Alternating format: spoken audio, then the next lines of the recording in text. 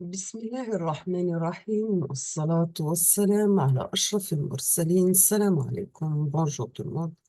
Aujourd'hui, on va voir ensemble une autre vidéo, toujours في module théorie de signal. On va voir un cours pour généralité des signaux sur les signaux. On va commencer par définition et classification des signaux. Définition, classification, on va voir type de classification phino-minologique, la classification morphologique, continue ou bien discret, la classification énergétique, la classification spectrale.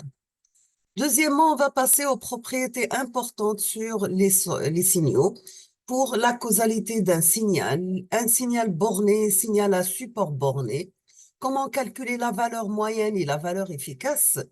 On va voir ensemble la parité et la décomposition, les signaux périodiques, des opérations sur les signaux, amplification et atténuation, changement d'échelle, décalage temporel, inversion du temps, décalage temporel et changement d'échelle. Et on va voir aussi changement d'échelle et décalage temporel en même temps.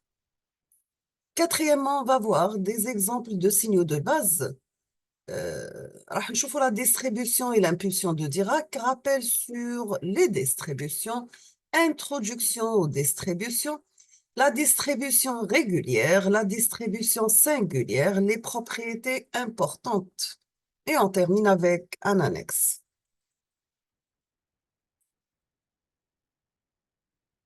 On va commencer par définition et classification des signaux. Pour définition, vous avez, c'est quoi la définition d'un signal? Tout simplement, c'est une quantité ou bien une grandeur ou bien une fonction physique mesurable qui évolue en fonction d'une ou plusieurs variables. Et il correspond le plus souvent à une modélisation du comportement de la quantité physique observable. Donc, cependant, il peut être extrêmement difficile d'obtenir une forme mathématique simple et concise pour un signal donné. Nous avons que les signaux les plus couramment utilisés sont les signaux électriques, mais ces signaux sont les plus souvent des traductions de signaux physiques comme des signaux acoustiques, des signaux sismiques, de température ou bien de pression. Nous avons aussi que l'obtention des signaux électriques à partir des variations d'une grandeur naturelle se fait à l'aide d'un capteur ou bien d'un transducteur. Sachant que la mesure est utile en physique et comme toute mesure est entachée de bruit, d'incertitude, voire d'erreur. Nous avons que le traitement du signal peut intervenir pour réduire l'effet de ces nuisances. Donc, c'est pourquoi le traitement du signal peut se révéler utile dans presque tous les domaines. Pour la théorie du signal, c'est une discipline qui se propose d'élaborer, représenter et analyser les signaux.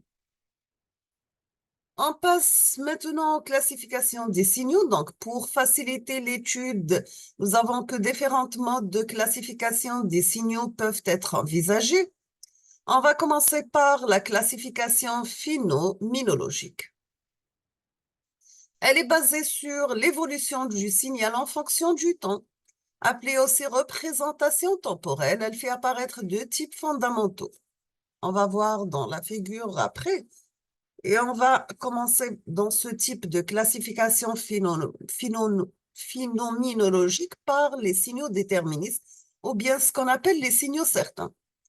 Bien sûr, ils sont décrits de manière certaine par des modèles mathématiques connus et leur évolution en fonction du temps peut être parfaitement prédite.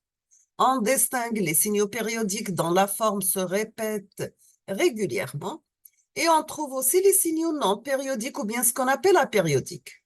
Non permanents, bien sûr, ils sont essentiellement représentés par des signaux transitoires dans l'existence et éphémères.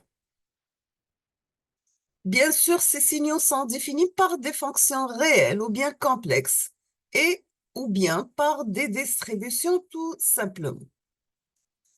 On passe maintenant à un petit rappel sur les fonctions. Donc, une fonction, c'est un procédé qui a tout nombre d'un ensemble de départs et d'effets correspondre à notre nombre d'un ensemble d'arrivées.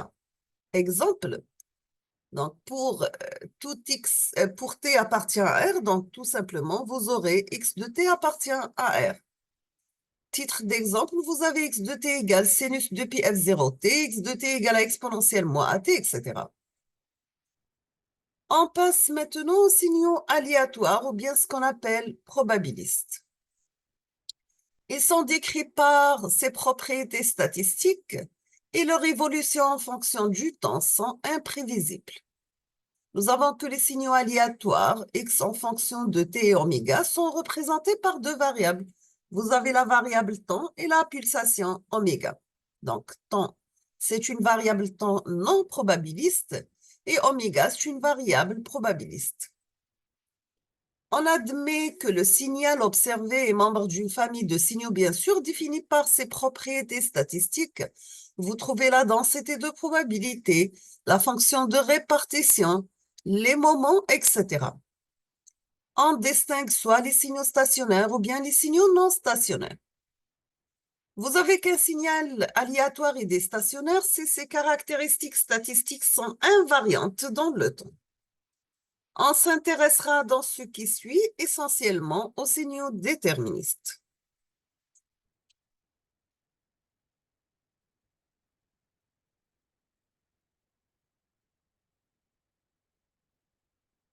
Donc, vous avez les signaux physiques sont divisés en deux parties, les signaux déterministes et les signaux aléatoires. Pour les déterministes, vous avez les signaux périodiques et les signaux non périodiques. Pour l'aléatoire, vous avez soit des signaux stationnaires ou bien des signaux non stationnaires. Deuxième type de classification, c'est bien la classification morphologique ou bien continue ou bien discrète, c'est-à-dire sous la forme continue ou bien discrète. Elle est basée selon la nature de l'amplitude du signal x de t et l'ensemble de paramètres temps. Nous avons quatre formes. Soit un signal analogique ou bien continu. Dans ce cas, vous aurez l'amplitude continue et le temps continu. Un signal échantillonné, noté x échantillonné, c'est x de nte, sachant que te représente la période d'échantillonnage. Vous aurez l'amplitude continue et le temps discret. Donc, voici la représentation d'une amplitude continue, temps continu. Nous avons analogique. Amplitude discrète. Nous avons quantifié toujours avec le temps continu. Échantillonné avec un temps discret. Numérique avec un temps discret et l'amplitude discrète. Donc, ça, c'est la classification morphologique des signaux. Donc, pour un signal quantifié, il notait XQ, sachant que Q représente le pas de quantification. Dans ce cas, vous aurez l'amplitude discrète et le temps continu. Un signal numérique ou bien discret, il a une amplitude discrète et le temps discret. On passe maintenant au troisième type de classification, c'est la classification énergétique. Elle est basée selon la nature énergétique du signal. On distingue deux sortes. On trouve les signaux à énergie finie qui sont réalisables physiquement et les signaux à puissance moyenne finie qui sont non réalisables physiquement. On passe à la notion de puissance et d'énergie. Donc, on définit la puissance instantanée P de t d'un signal analogique x de t comme suit. La puissance, c'est le produit entre x de t avec x de t convolué. Donc, c'est égal tout simplement la valeur absolue de x de t élevée au carré, sachant que l'étoile représente le complexe conjugué.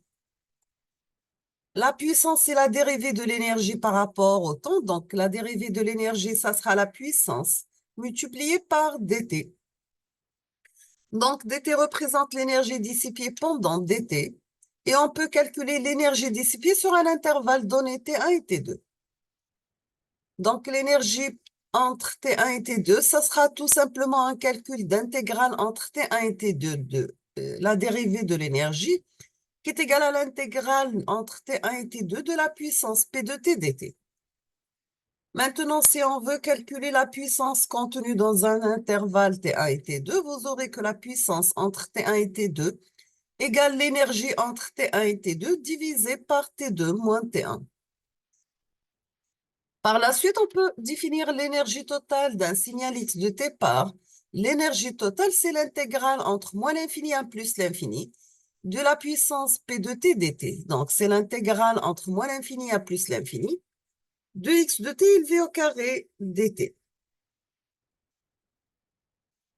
Si vous avez une énergie qui est finie, donc on va noter l'énergie totale inférieure à l'infini.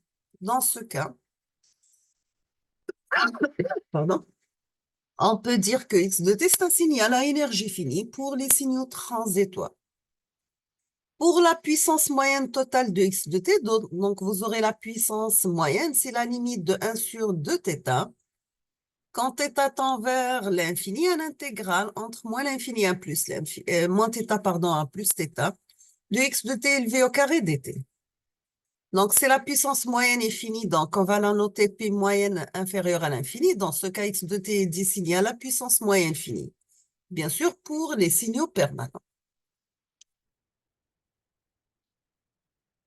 Maintenant, si vous avez x de t périodique de période t0, le calcul se fait sur une période. Donc, la puissance moyenne, ça sera 1 sur t0, l'intégrale entre moins t0 sur 2 et t0 sur 2 de x de t élevé au carré dt. Nous avons une remarque. Si vous avez la puissance moyenne, elle est infinie, donc inférieure à l'infini, et la puissance moyenne différente de 0, dans ce cas, l'énergie totale égale à l'infini. Si vous avez l'énergie inférieure à l'infini, donc la puissance moyenne égale à 0. On passe maintenant au quatrième type de classification, c'est la classification spectrale. Elle est basée suivant la distribution de leur énergie ou bien puissance en fonction de la fréquence f, sachant que x de f représente le spectre du signal. Le domaine des fréquences delta f occupé par son spectre est appelé la largeur de bande du signal. Dans ce cas, delta f, ça sera f max moins f min. On va s'arrêter ici aujourd'hui. On termine la suite dans les prochains jours, Inch'Allah. Donc, merci beaucoup pour votre attention. N'hésitez pas si vous avez des remarques ou bien des questions. Et à la prochaine vidéo, Inch'Allah. Merci beaucoup.